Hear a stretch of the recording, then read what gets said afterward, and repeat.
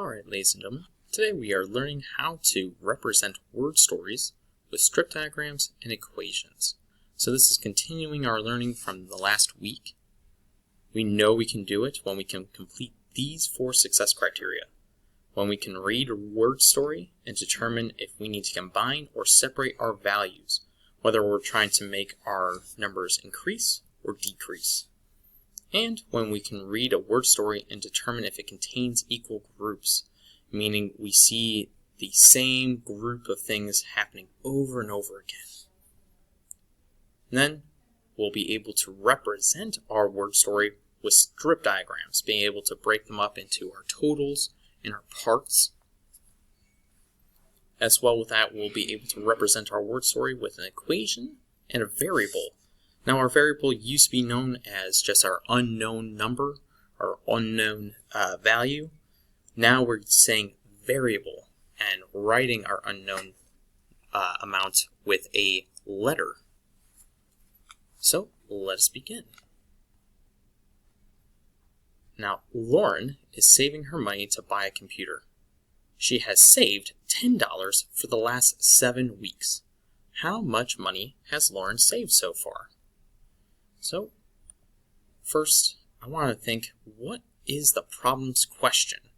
Because we want to make sure that we're actually answering what the question is asking of us. So let's see. The last sentence with the question mark says, how much money has Lauren saved so far? So that's the question we're trying to answer.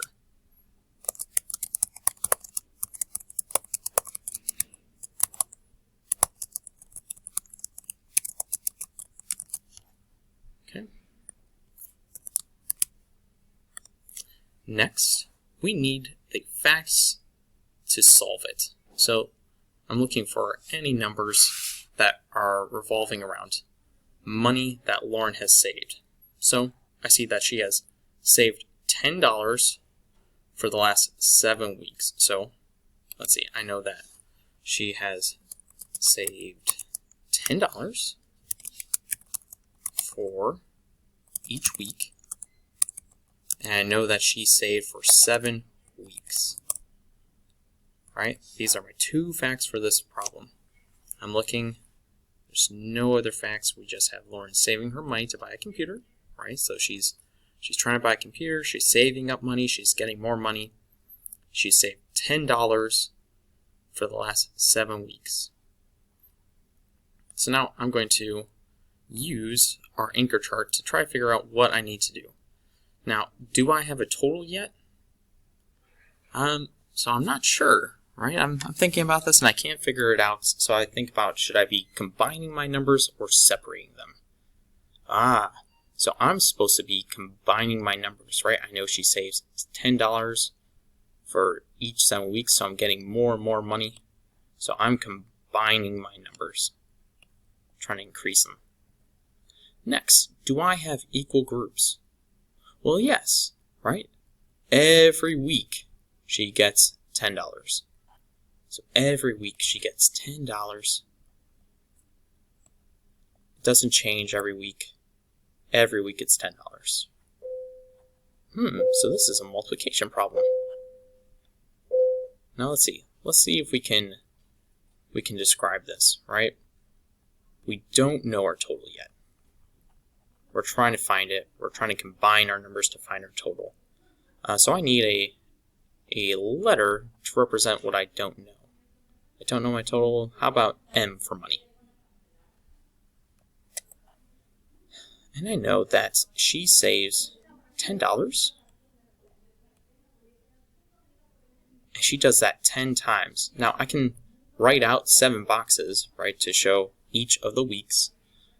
But to be a little bit quicker, 4th grade, I'm going to just show, hey, there are 7 of these boxes, and each of the boxes has $10. And then next, I'm thinking about how to draw my equation. So, I do not know my total, right? I don't know what this equals, so I'm going to draw M. I don't know what that is. I know it's multiplication, because I am combining equal groups.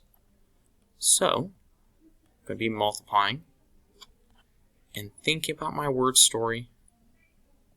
She's combining $10 7 times. She's combining $10 per week.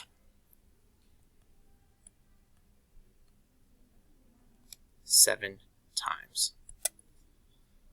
Okay, so let's see if we can do that again. Charlie, the caterpillar, is 32 centimeters away from a puddle of water. How long will it take him to reach the puddle of water if he travels only 8 centimeters each hour? Well, let's think. What is the problem's question? Well, I look at the last sentence with the question mark, and it's how long will it take him to reach the puddle of water? And I can continue saying if he only travels 8 centimeters each hour, but this is really the idea, right? Charlie the caterpillar is away from a puddle. He's going to the puddle right now. We're trying to find how long it will take him. So let's see. Do we have a total? Well, I see that Charlie is 32 centimeters away. Well, that's a fact that's going to help me. So, 32 centimeters away from the puddle. What else do we know? We know that he only travels 8 centimeters an hour. 8 centimeters an hour. So, let's see. Let me just see if I can draw this out a little bit. So I know that Charlie is trying to go 32 centimeters.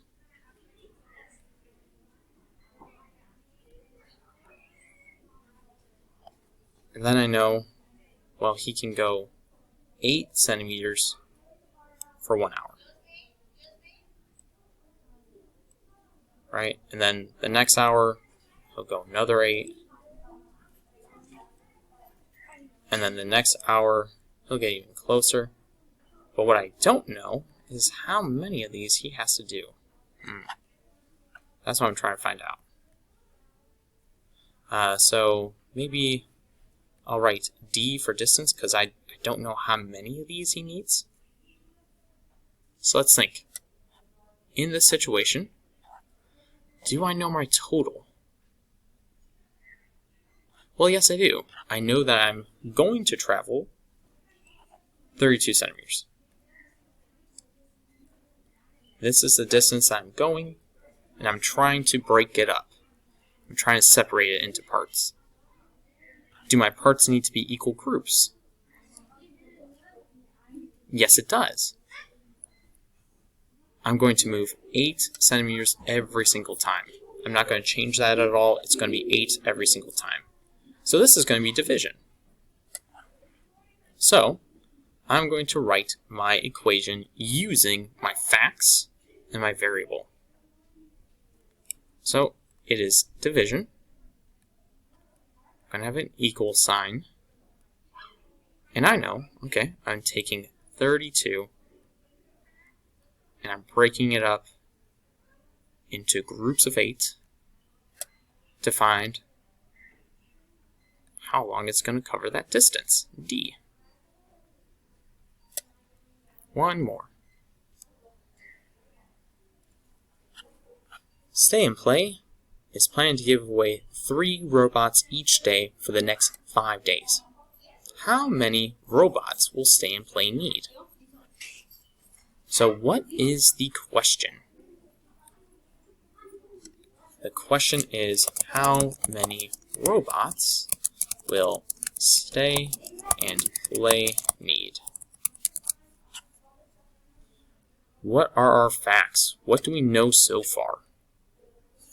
Well, we know that they are planning to give 3 robots away each day.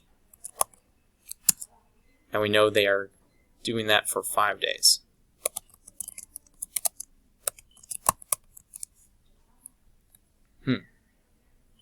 So, do we know the total number of robots that they will give away?